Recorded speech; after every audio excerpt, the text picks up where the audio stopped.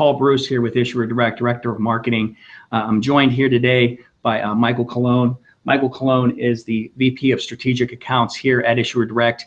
He's also our in-house expert regarding Regulation A+. Michael, thanks for joining us here today. Appreciate your time. I know you're a busy man. Thanks, Paul. Sure.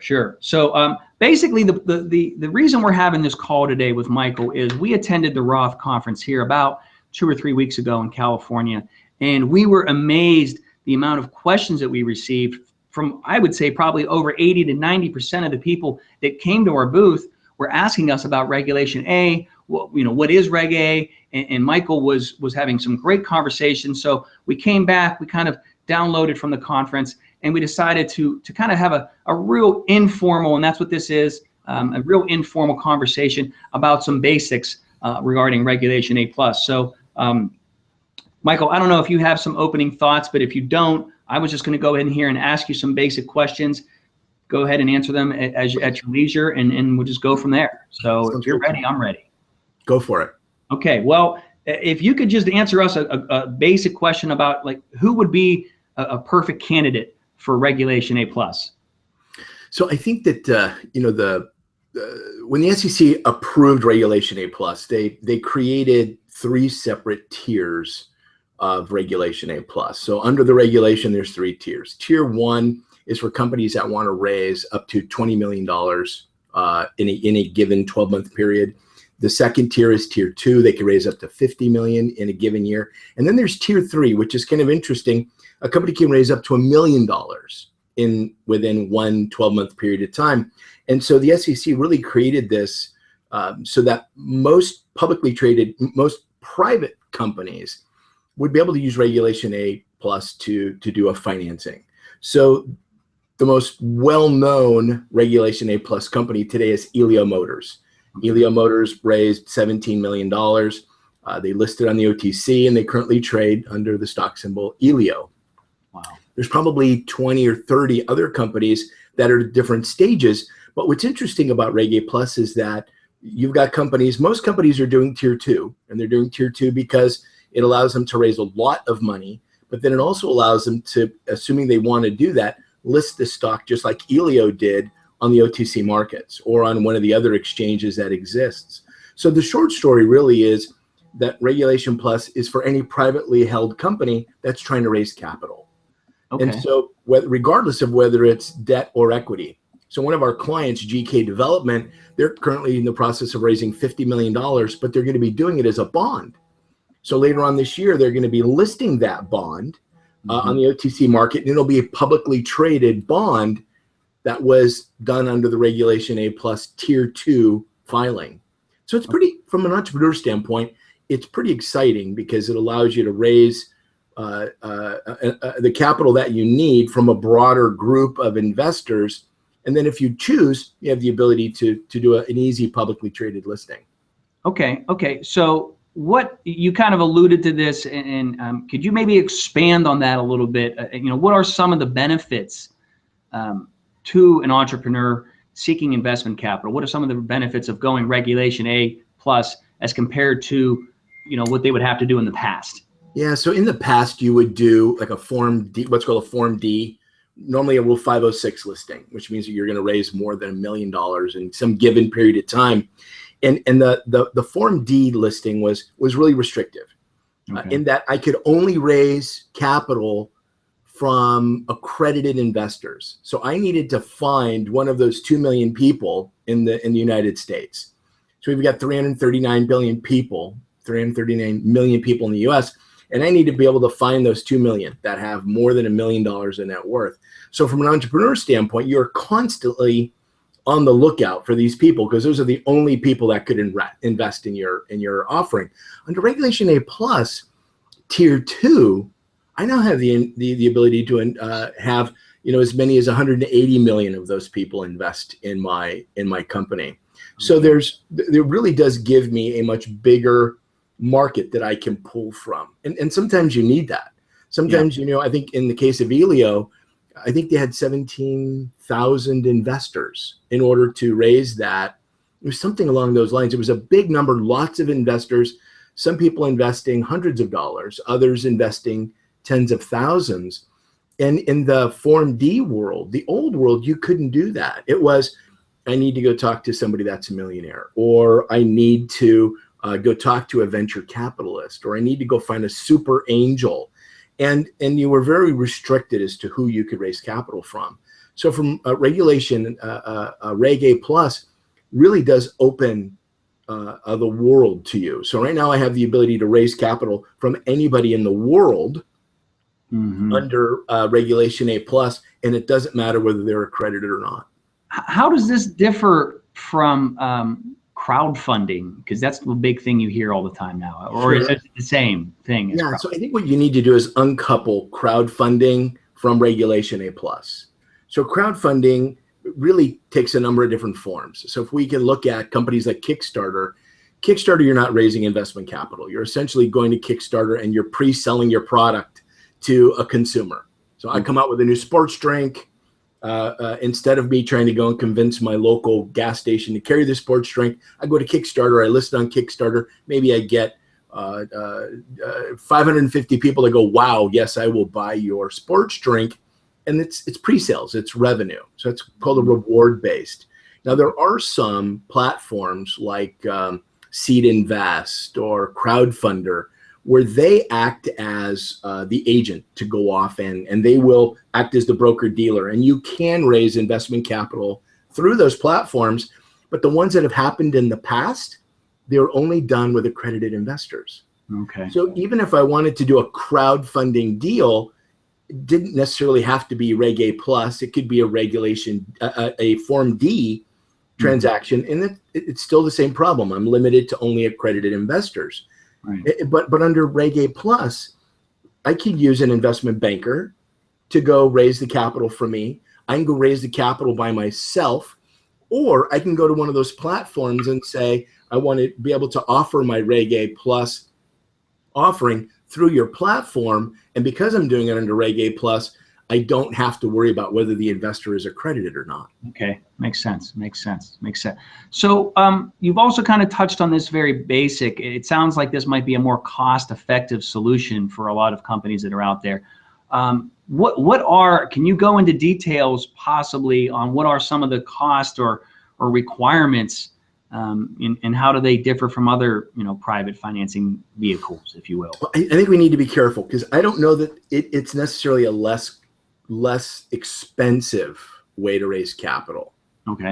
In particular, with the regulation A plus offering, there is a very specific filing that has to be done with the SEC, the Form 1A, and so you need a lawyer to prepare that document. With a Form D, Rule 506 transaction, you really don't. There's a 1 or 2 page document that's filed with the SEC. So the legal costs to prepare that regulation A plus offering can be tens of thousands to well into the 6 figures. It just depends on the complexity of the transaction. Okay. So in order to get that regulation A plus transaction done, you need a lawyer. You must have a lawyer in order to be able to do that deal. So you've got those front end costs. And some are saying that those costs are comparable to what you would incur if you went public in a very traditional sense. Right. But once that's done under the Form D environment, the expectation is that you would do an annual reporting to your investors.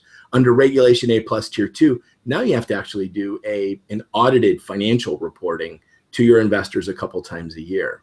Okay. So the costs of a Regulation Plus offering are significantly greater, right? Because the transparency that's needed in order to be able to open your offering up to the masses is greater. So you can't just say, I'm going to have my grandmother invest $5,000, but I'm not going to report to her. So the SEC said, great, if you want to open up the world to be able to participate in your offering, then the transparency must be greater. And that transparency comes in the form of in the form of a financial audited financials, MD&A, some of the traditional things that most publicly traded companies already have to do. So the costs in some cases are greater. The real upside, though, Paul, is that I have the ability to raise the capital from a broader group of people. I'm not limited to this small group of people, and I'm subject to their terms. So in some cases, we're seeing that valuations are maybe able to be a little bit higher for the entrepreneur, which is, from the entrepreneur standpoint, is more important to me than anything else, right? You know, we put our back into it. We built this great company. We worked our tails off. The last thing I want to do is give 50% of this company to a venture capital firm so I can have this money I need in order to grow. Now that I've got the ability to raise capital from a larger group of people, the valuations should be a little bit more realistic or favorable for the entrepreneur. The argument there being that should offset some of the additional costs associated with having to do the audited financials and the ongoing reporting. Sounds like, yeah, you kind of just answered my next question there. It doesn't sound like the cost, the cost to go through Regulation A compared to the traditional avenue is that much different. It's just the fact that you have a broader pool, a broader base to pull from, which should help you with the financial, raising the money. So you kind of went into that. So that kind of. And let me just touch on that real quick, because there's really two sides to this. Mm-hmm. The value to the entrepreneur is that now I can go talk to the masses. Right. The value to the masses is now I have the opportunity to invest in some of these companies that I might find exciting. Right. And the reason that's so different is that didn't exist. Just we roll the clock back 12 months. Mm-hmm. If I wanted to participate in an upcoming IPO, chances are back in the day, those IPOs were underwritten by the big banks, right? A Goldman or Morgan Stanley or JP Morgan would do those IPOs. And the bulk of those shares would go to the institutions. And then a very small percentage would go to their best customers. You and I didn't have One access. of their best customers, I didn't get anything. Yeah. Those shares would never come to me. So now as an individual investor, man, you know what? Now I have access to some of the most exciting emerging market companies that I would have not had access to in the past. So it's very exciting to think about it from the entrepreneur standpoint, but from the investor standpoint, like the door's open, and now I get to see. It sounds like it becomes, now I could potentially act like a venture capitalist if I wanted to, and these companies are going to have to report financial information to me periodically, so I have a level of comfort. It really, obviously, I drank the Kool-Aid. I'm excited about Regulation A+, both from the investor standpoint, but also from the entrepreneur standpoint. So let me ask you, and you kind of went over this basically, but could you go over real quick what a typical timeline would be? I'm a public company and I'm raising $5 million or $5 million a year in revenue. Well, let's say I'm a social media marketing company, for example. What would be the typical abbreviated process here? Sure. What's the first thing I have to do, and how long would that take? And the second thing, if you could just go through that very quickly. Right. That's well, let me correct you real quick, because if you're a publicly traded company, Regulation A+ doesn't work for you. No, I'm sorry, private. Got it. So let's take your scenario. I'm a privately held company. I do social media marketing. I'm generating $5 million in revenue. Am I profitable? Yes or no? Yes. Okay, great. So then what you want, and how have I been around? I've been around for about 5 years. All right. So here's the first thing that has to happen is that you got to get your books in order. So let's assume that you've been using QuickBooks for a little while and you've been paying your taxes and you've been diligent, right? It's probably going to be a little bit easier for you, but you're still going to need to have your accountant come in, make sure that your books are clean, and you have to have those financials audited. Once that's done, and just like with any other effort, you really need to have a funding plan. So just because you can raise money from the masses doesn't necessarily mean that's going to be super easy. Mm-hmm. So what a lot of people are doing now is they're saying they're looking at their social media exposure, right? How many Twitter followers, how many Facebook and Instagram followers, how many of those people are influencers, how many of those people that are currently your Facebook friends would become advocates of yours. Because in order for you to get your message to the masses, there has to be some sort of mechanism. So I like to refer to it as a funding plan. So I've got financials, I'm profitable, I've got a great story. So the very first thing I need to do is begin to identify the ways that I'm going to be able to go engage the marketplace. And then you do what's called testing the waters. Even before you spend $1 on legal, you reach out to that marketplace. Reg A Plus allows you to do its testing of the waters, and that's go talk to investors and say, hey, look, I'm a social media company. I'm generating $5 million in revenue. I'm making $1.5 million in profit. And what I want to do is raise $8 million so that I can then go make 3 acquisitions, grow my revenue to 15 million, and blah, blah, blah, blah, blah. And here's my management. Here's my story. Is this intriguing to you at all? You know, these people can't commit, but what they can do is give an indication of interest. So then you take the fact that your financials are squared away. You've got your funding plan. You've executed a testing of the waters campaign. And now you can come back and go, look, my probability of being able to do this is great. Okay. So then you go seek counsel and you say, look, I've done my testing of the waters. What I need to do is get my 1A filed. And so normally getting your financials squared away, that's 30, 60 days. For you to run a really strong testing of the waters, maybe that's another 30, 60 days, depending on how effective you are. Right. And then counsel could take 60 days. Okay. In order to prepare the 1A, it might take another 60, 90 days for the SEC to get comments for you to go through the process. So all in, you're probably still looking at 6 to 9 months, which may seem like a long time, right. But the reality is from the time a company decides it wants to raise money, whether it's public or private, it's about 6 months to a year anyway. Okay. So the time frame doesn't shorten at all. But there's this one step in the middle where you're allowed to go talk to potential investors and get indications of interest so you can figure out whether you should go give it a shot at all. Okay. And, I mean, I think that's probably the best provision that's in Regulation A+, because it allows for me to talk to you and say, what do you think, Paul? And you go, yeah, I'm interested. And right. I get Paul's, then I've actually got the opportunity for a successful offering. Okay. Okay. Well, I tell you what, this has been very informative, not only to me, but I'm hoping also to our audience that we're going to potentially be sharing this with. I don't really have, I mean, I had about 3 or 4 other questions for you, Michael, but you've answered them. So, awesome. I mean, the other question I had was who can invest in a Reg A company? You answered that. You answered about the capital restrictions and how much money you can raise. I asked if there's any specific companies that have been successful. You answered all that. So unless you have any kind of closing remarks, if you will. As I said, I want to keep this informal. I think that maybe we can do this possibly again. I'm sure that you'll have some questions that might come up. I know that I will as we start to share this, but unless you have any other closing remarks or anything like that. Sure. I think that, the only thing that I would say is that, this really is a result of the Jobs Act that was signed into legislation almost 3 years ago. And there was a lot of heavy lifting that went into that. There was a lot of work to try to lay the ground for to make it easier for entrepreneurs to raise money. And the reason for that is that entrepreneurs, that's where all the job growth comes from. That's where the bulk of economic growth comes from. Right. So the fact that we've got this new regulation that makes it easier, right? It's not super easy, right? And once you go through it, it's expensive and it's complicated, but thankfully there's advisors to help you with that.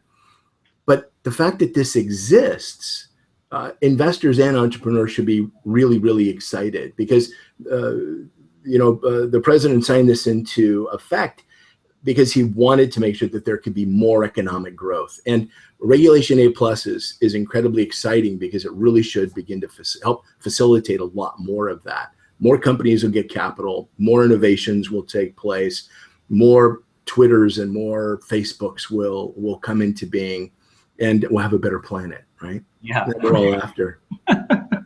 Great closing comment there. So, okay, well, I'm going to go ahead and wrap this up. Of course, anybody that's watching this, if they want to reach out, they can reach out to paul.bruce@issuerdirect.com, or they can also reach out to michael.cologne@issuerdirect.com. Michael, if you want to throw in your phone number there, feel free. My mobile. You can always call me 707-980-0691. Send me a text as well. I text all the time, but if my phone rings, I answer it. I look forward to talking to anybody that has questions. Beautiful. Okay, well, I'm going to go ahead and wrap this up, and maybe we'll have another one here shortly. But I appreciate your time, and to everybody out there watching, I hope you have a great day. Thanks, Paul. Okay, thank you. Bye-bye.